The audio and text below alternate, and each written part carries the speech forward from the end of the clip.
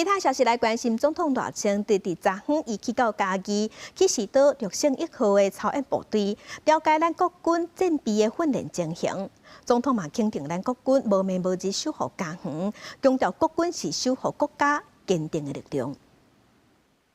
我要代表全体国人，向国军士官兵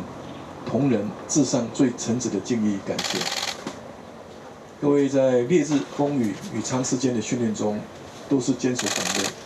全力以赴，充分展现出坚毅不拔的战斗精神以及专业素养。赖总统强调，未来政府会继续支持国军，因为和平协议未有真正的和平，接受侵略者的主张，嘛无可能达到和平。只有坚定加强防卫、反侵略、投资国军，增加咱家己的国防实力，才是真正会当来保卫台海和平稳定的力量。